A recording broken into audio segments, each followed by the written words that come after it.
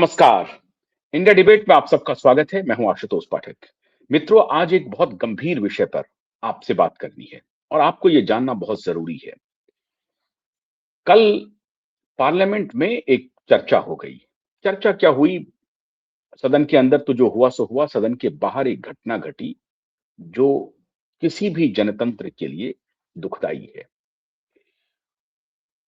Bharatiya Janata party सरकार में है, उनका जो अप्रोच है वो अलग विषय है, लेकिन जो पार्टी सत्ता से बाहर है, अपोजिशन में है, लीडर ऑफ अपोजिशन ने मकर द्वार पे जो कुछ भी किया, उसकी हर तरफ आलोचना हो रही है।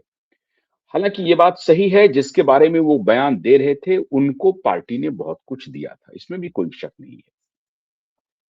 लेकिन एक लीडर ऑफ अपोजिशन को इस तरह की भाषा का प्रयोग करना क्या उचित है? राहुल गांधी ने कहा कि my dear traitor friend, please shake hand. और ये कहा उन्होंने नवनीत सिंह बिट्टू के बारे में। नवनीत सिंह बिट्टू कांग्रेस पार्टी के बड़े नेता थे और सक्सेसफुल लीडर थे। 2014, 2019 दोनों बार वो कांग्रेस पार्टी की टिकट पे लोकसभा के सदस्य बने और उसके पहले 2009 में भी वो सदस्य थे। इतना ही नहीं, गौरव गोगोई और बाकी अन्य नेताओं की श्रेणी में ये बड़ी तेजी से उभरते हुए नेता थे।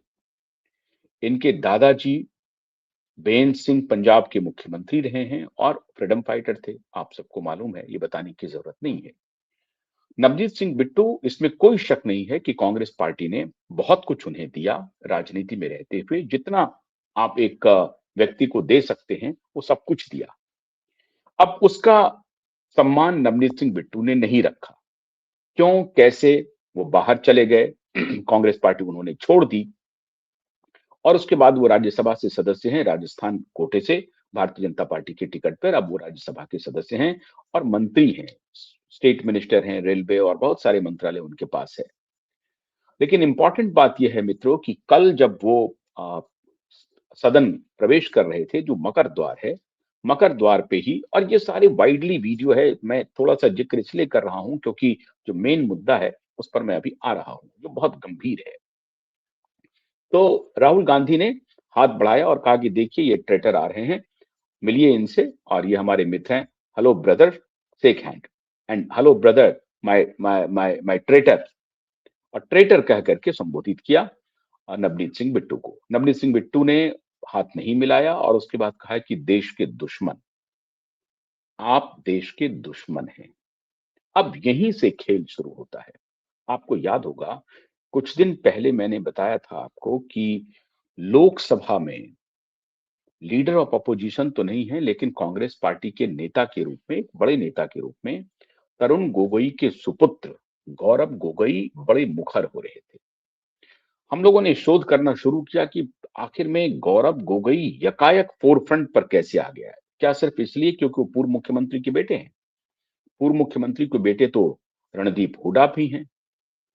पूर्व मुख्यमंत्री के बेटे, मुख्यमंत्री तो नहीं लेकिन बड़े नेता के बेटे, राजेश पायलट के बेटे सचिन पायलट हैं।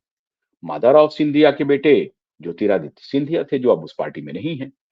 लेकिन सचिन पायलट, हुड्डा और भी नेता हैं जो, जिनकी राजनीतिक विरासत है और बड़े राजनीतिक परिवार से आते हैं, लेकिन उनका कद तो नहीं बढ़ा। गौरव गोगोई का यकायक कद बढ़ गया। शोध में पता चला मित्रों कि गौरव गोगोई की जो ब्रिटिश वाइफ है, पत्नी है, वो पाकिस्तान की एक एनजीओ से उनका ताल्लुक है और आज भी वो पाकिस्तान जाते रहती हैं और माननीय गौरव गोगोई भी पाकिस्तान एम्बेसी की सैर करते रहते हैं। और वहां से ये चला कि गौरव गोगोई को क्यों इतना इंपॉर्टेंस पार्टी में मिल रहा था। इस सबके पीछे जो कहानी थी, उसमें निश्चित रूप से ये बात पावर गैलरी में चर्चा का विषय बनी कि कहीं कोई फॉरेन हाथ तो नहीं है। मैं ये नहीं कह सकता हूं कि वो सीआईए के एजेंट हैं या डीप स्टेट के एजेंट हैं, ऐसा तो नहीं कह सकते, लेकिन उनके बारे में बड़ी चर्चा चली कि वो सीआईए, आईएसआई, इन सबके एक प्रकार से मुखपत्र हैं जो इंडियन पार्लियामेंट में विराजमान है। उनके ऊपर ये चर्चा चली। लेकिन कल के बाद जो बात आ रही है सामने, उसमें बड़ी तेजी से पावर गैलरी में चर्चा चल रही है कि आखिर में चाइना के का उद्धरण देते हुए पूर्व जनरल नरवणे का नरवणे की किताब का जिक्र करते हुए leader of opposition Rahul Gandhi कहना क्या चाहते हैं? क्या ये कहना चाहते हैं कि चाइना हमारे साथ धोखेबाजी कर रही है और हम चाइना को बचा रहे हैं? हमारी लीडरशिप चाइना को प्रोटेक्ट कर रही है और हम अमेरिका से दूर जा रहे हैं? क्या ये कहना चाह रही है? अब ये जो कहानी शुरू हो रही है, वो इसलिए भी हो रही कही जा रही है क्योंकि 26 जनवरी को पहली बार चाइनीज गवर्नमेंट ने, बल्कि शी जिनपिंग साहब ने एक संदेश भेजा भारत को, भारत के प्रधानमंत्री को भेजा, भारत सरकार को भेजा, भारतीयों को भेजा और उन्होंने कहा कि आपको गणतंत्र दिवस दिवस की बहुत हार्दिक शुभकामनाएं और हम उम्मीद करते हैं कि आने वाले दिनों में भारत और चीन एक डिपेंडेबल अलाय होगा। भारत और चीन के बीच में रिश्ते और प्रगाढ़ होंगे। हम दोनों के बीच में विश्वास का रिश्ता कायम होगा और लंबे समय तक होगा और ये विश्व जियोपॉलिटिक्स के लिए बहुत अहम है। ये जो संदेश है, ये अपने आप में महत्वपूर्ण था। क्यों महत्वपूर्ण था? क्योंकि उस दिन जब शी जिनपिंग का ये मैसेज आ रहा था, तो भारत के गणतंत्र दिवस के मेहमान कौन थे? उर्सुला बेंडोर और उर्सुला डेन और एंटोनियो कोस्टा, ये दोनों यूरोपियन यूनियन के काउंसिल के चेयरमैन थे और कमिटी के अध्यक्ष थे। ये दोनों भारत के मेहमान थे 26 जनवरी को भारत के गणतंत्र दिवस पे। ऐसे मौके पर शी जिनपिंग का ये संदेश आना एक प्रकार से अमेरिका की सारी हैकड़ी तोड़ दिया। रशिया के साथ भारत के अच्छे संबंध है ही हैं, लेकिन शी जिनपिंग का यह संदेश दुनिया के अन्य देशों ने भी दिया है और ये एक कस्टम है। एक देश दूसरे देश की स्वतंत्रता, स्वाधीनता, इस तरह के जो उनके नेशनल इवेंट्स वाले डे होते हैं, उस पर वो संदेश संदेश भेजते हैं और अपनी शुभकामना संदेश भेजते रहते हैं। तो ये कोई खास बात नहीं है, लेकिन इस बार की जो भाषा थी वो बहुत महत्वपूर्ण थी और पहली बार जो टाइमिंग थी जिसमें उर्सुला डेन भी यहां पर मौजूद थी, यूरोपियन यूनियन के रिप्रेजेंटेटिव मौजूद थे और शी जिनपिंग का संदेश आता है। डोनाल्ड ट्रंप का भी संदेश आया, डोनाल्ड ट्रंप ने भी बधाई दी भारत को, भारतीयों को गणतंत्र दिवस की शुभकामना डोनाल्ड ट्रंप ने भी दी। लेकिन शी जिनपिंग के इस संदेश को क्या आउट ऑफ बॉक्स और आउट ऑफ प्रोपोर्शन भारत के पॉलिटिकल गैलरी में लिया जा रहा है और ये भारत और चाइना के बीच में जो रिश्ते सुधर रहे हैं, इसको डिरेल करने की कोई योजना है? खबर आ रही है मित्रों कि भारतीय संसद में चाइना को लेकर के जो विवाद खड़ा किया जा रहा है, उसके पीछे निश्चित रूप से डीप स्टेट या सीआईए का हाथ है। सीआईए ये बिल्कुल नहीं चाहता है कि भारत चाइना के करीब पहुंचे, भारत रसिया के करीब पहुंचे, भारत और यूरोपियन यूनियन एक हो जाएं और अगर ये पावर सेंटर बनता है, न्यू पावर ऑर्डर अगर बन गया वर्ल्ड में, तो अमेरिका अलग थलग पड़ जाएगा। तो जाहिर है दुनिया भर की जो एजेंसीज हैं, खुफिया एजेंसी, वो इस काम को बखूबी निभाती रहती है और अपने अपने देश के हित के प्रोटेक्शन के लिए काम करती है। सीआईए का आरोप कोई नया नहीं है मित्रों, ये 1970 से भारत में चलता आ रहा है, जब हेनरी किसिंजर का दौर चल रहा था अमेरिका में। याद कीजिए, इंदिरा गांधी जब प्रधानमंत्री थी, तो उस वक्त इंदिरा गांधी कहती थी कि दुनिया के इंटेलिजेंस एजेंसियों के निशाने पर भारत की पॉलिटिकल स्टेबिलिटी है और उन्होंने खुद होकर के ये एक प्रकार से, आप बीबीसी का उनका इंटरव्यू सुन लीजिए, उसमें वो लगातार कह रही हैं कि कुछ नेता हमारे यहां विदेशी ताकतों के हाथों खेल रहे हैं और कुछ नेता तो छोड़िए, एक पत्रकार हैं सेमोर हर्स। अब ये सेमोर हर्स जो हैं, उन्होंने एक किताब लिखी द प्राइस ऑफ पावर, 1983 में पब्लिश हुई थी। द प्राइस ऑफ पावर में वो साफ कह रहे हैं कि मोरारजी देसाई के ऊपर अमेरिकी CIA एजेंट होने का आरोप लगा और ये कहा गया कि $20,000 इसके बदले में इन्हें मिलता है, रेम्यूनरेशन मिलता है। जॉर्ज फर्नांडिस के ऊपर आरोप लगा। क्यों? क्योंकि वो इंदिरा गांधी के खिलाफ मोर्चा खोले हुए थे। जॉर्ज फर्नांडिस के ऊपर कहा गया कि ये भी विदेशी ताकतों के हाथों खेलते हैं और ये आरोप इंदिरा गांधी की तरफ से आता था। कहा गया कि इंदिरा गांधी की कैबिनेट में बहुत सारे ऐसे लोग हैं जो भारत की सुरक्षा से जुड़े हुए बहुत सारे कागजात और बहुत सारे इंफॉर्मेशन को लीक कर रहे हैं और ये हेनरी किसिंजर तक जा रहा है। और अमेरिकी जो डीप स्टेट है और अमेरिकी जो इंटेलिजेंस एजेंसी है इस दिशा में काम कर रही है। आप याद कीजिए, एक रिसर्च एंड एनालिसिस विंग के ऑफिसर हुआ करते थे, उनका नाम था, जो बाद में उनको एक भाग ही गए यहां से, जो 1971 में ही, 71 के बाद की वो घटना है, रविंदर सिंह नाम के RAW के ऑफिसर थे, जिनके ऊपर ये बड़ा आरोप लगा कि वो भारत की खुफिया जानकारी, क्योंकि वो RAW के ऑफिसर थे, तो रविंदर सिंह पर यह आरोप लगा कि वो भारत के साथ गद्दारी कर रहे हैं। खुफिया एजेंसी की जो भूमिका उन्हें निभानी थी, बखूबी निभानी थी, वो ना निभा करके वो अमेरिकी दलाल के रूप में काम कर रहे हैं और उन्होंने ये सारे इंफॉर्मेशन को लीक किया है। रविंदर सिंह पर आरोप लगा। अब आप सोच लीजिए, ये कोई आज की बात नहीं है कि भारत के संसद में अगर इस तरह की बात हो रही है, ट्रेटर कहा जा रहा है अपने ही साथी को, जिसके बारे में मैंने आपको बताया कि ये बात सही है कि कांग्रेस पार्टी ने नवनीत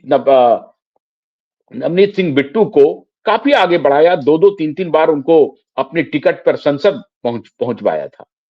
लेकिन आप लीडर ऑफ अपोजिशन हैं, आप उन्हें ट्रेटर कह रहे हैं, गद्दार कह रहे हैं। और उसके बदले में बिट्टू ने क्या कहा? बिट्टू ने कहा कि आप देश का समझौता कर रहे हैं, आप देश के एक प्रकार से दुश्मन हैं। गद्दार शब्द फिर भी नहीं कहा उन्होंने कहा कि देश के दुश्मन हैं आप, मतलब देश की सेफ्टी सिक्योरिटी आपके हाथों में सुरक्षित नहीं है। और कई बार नवनीत सिंह बिट्टू जोर देकर के वो कहते हैं, इसके पहले भी उनका बयान आया था, जब राहुल गांधी विदेश में भाषण देकर के आए थे, तो नवनीत सिंह बिट्टू ने कहा था कि देश का सबसे बड़ा आतंकवादी तो राहुल गांधी है, जो भारत के खिलाफ विदेशों में जाकर के कुप्रचार कर रहा है, भारत की साख गिरा रहा है। तो देश का सबसे बड़ा आतंकवादी राहुल गांधी है। इसके पहले भी ये विवादों में रहे हैं। तो दोनों के बीच की तकरार भले ही कुछ और हो, लेकिन संसद में क्या हो रहा है? संसद में अमेरिका के साथ डील फाइनल हुआ, अभी ट्रेड डील फाइनल हुआ। अब इस ट्रेड डील, एक तरफ तो ट्रेड डील फाइनल हो रहा है, दूसरी तरफ चाइना के साथ हमारे संबंध सुधर रहे हैं, तीसरी तरफ यूरोपियन यूनियन के साथ हम ट्रेड डील कर रहे हैं, इंग्लैंड से हमारा ट्रेड डील चल रहा है, रसिया को हम साधे हुए हैं, गाड़ी पटरी पर आ रही है। तो सदन में नरवणे की पुस्तक का हवाला दिया जाना शुरू हो गया। मतलब किसी भी तरीके से ऐसी बात होने ना पाए कि जियोपॉलिटिक्स में, डिप्लोमेसी के फ्रंट पर मोदी सरकार स्टेबल कर जाए, मोदी सरकार की पॉलिसी कामयाब हो जाए।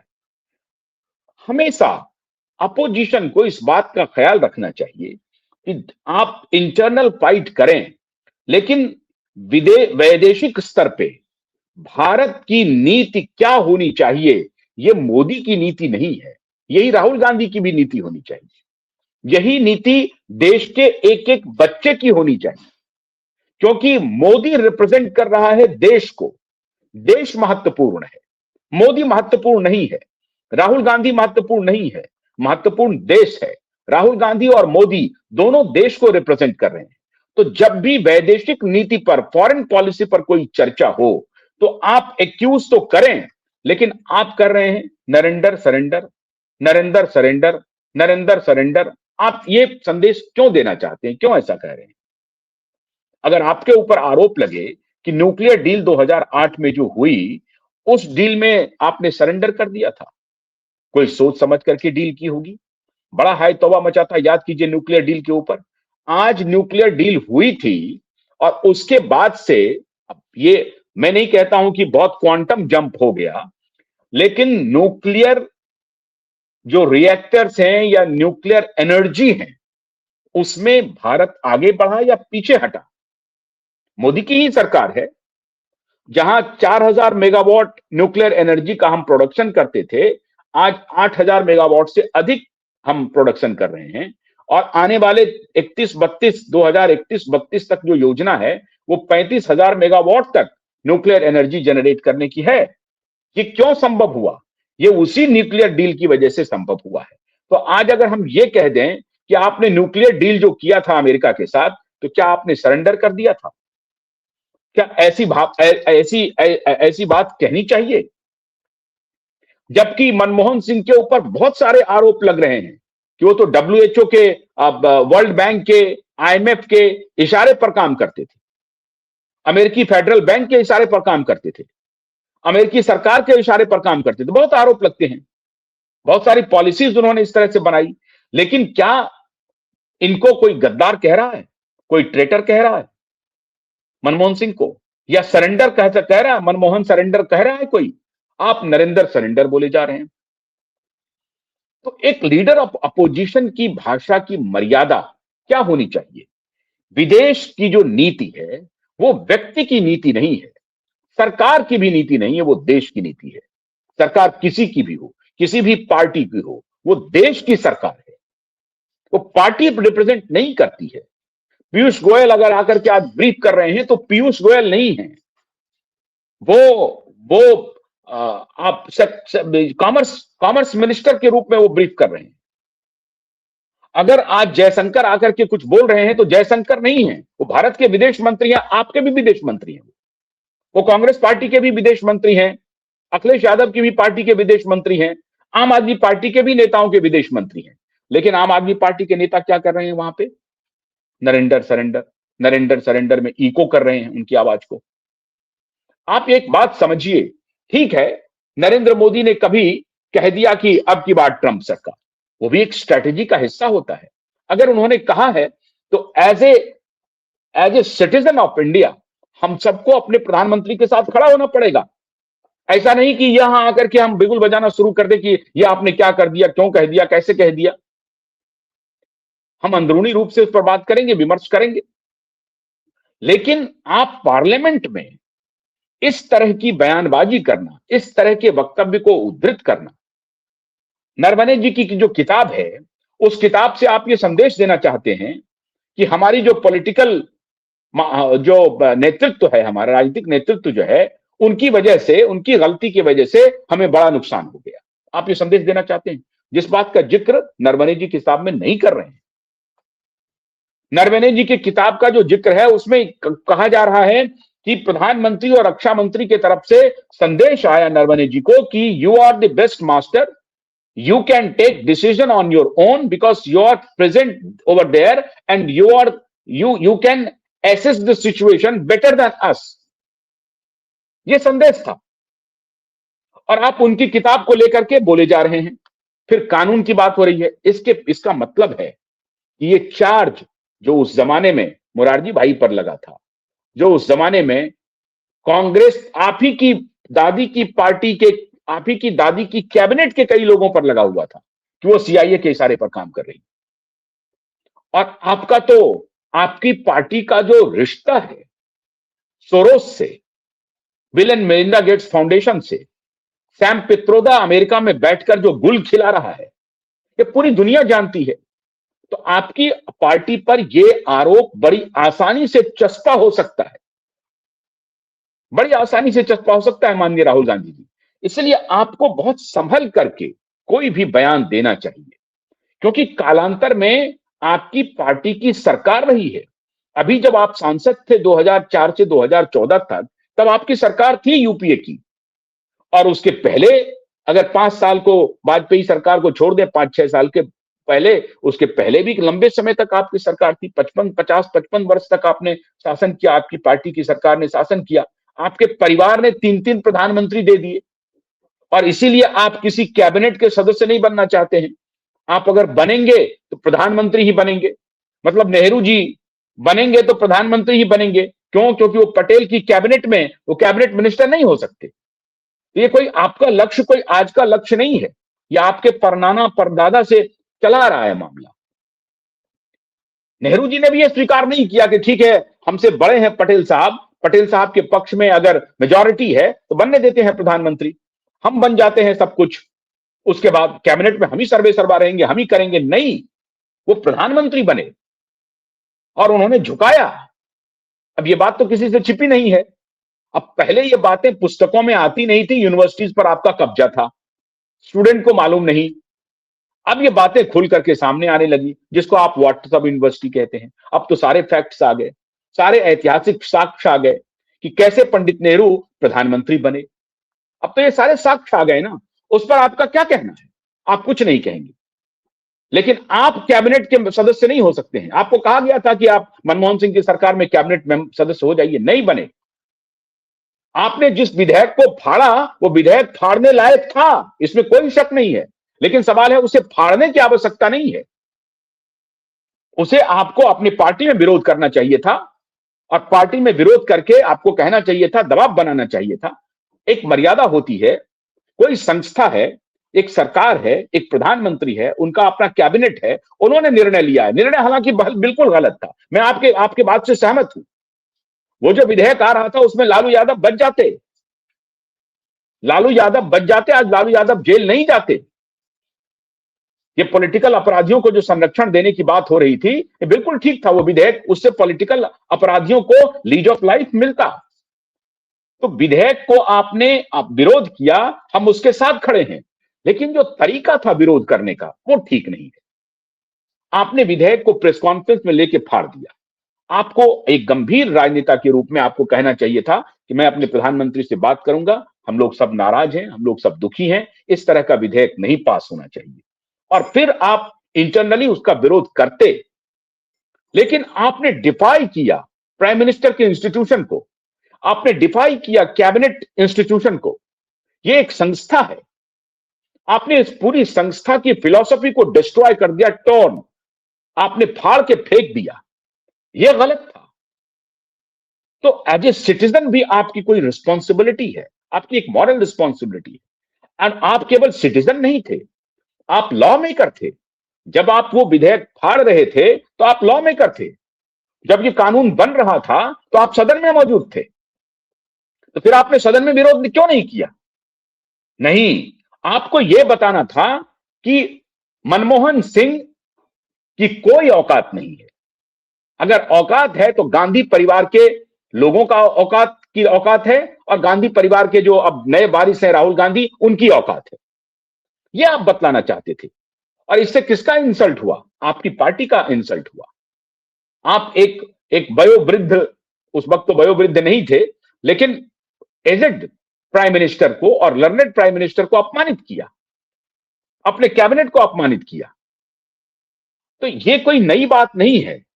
कभी आप आंख मारने लगते हैं, कभी गले पड़ जाते हैं, कभी किसी भाषा का प्रयोग करते हैं, माफी मांगते हैं। सावरकर के मुद्दे पर अभी माफी मांगना पड़ा है आपको, फटकार लगी है आपको। तो आप किस प्रकार का नेतृत्व देश को देना चाहते हैं?